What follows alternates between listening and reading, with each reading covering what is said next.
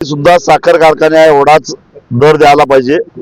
नुकतंच केंद्र सरकारनं एक कायदा करून 500 टनापेक्षा जास्त गाळप करणाऱ्या गूळ कारखान्यांना साखर कारखान्यासारखाच कायदा लागू केलेला आहे। त्यांना साखर आयुक्ताकडून गाळप परवाना घेणं बंधनकारक केलेलं आहे। त्यामुळं साखर कारखान्याचे सगळे नियम सगळे कायदे हे गूळ कारखान्याला लागू असल्यामुळं त्यांनी साखर कारखान्याप्रमाणेच दर दिला पाहिजे। कमी दर दिला तर शेतकऱ्यांनी त्यांना ऊस घालू नये आणि या गूळ कारखान्यांची सुद्धा चौकशी झाली पाहिजे। उलट त्यांना अनेक कायद्यातून सुटका आहे। 2 वर्षापूर्वी जेव्हा साखरेच्या निर्यातीला बंदी होती त्यावेळी या गूळ पावडर तयार करणाऱ्या कारखान्यांनी रॉ शुगरच्या नावाखाली बंदी असताना सुद्धा साखर परदेशात पाठवले आणि अमाप पैसा मिळवला आहे।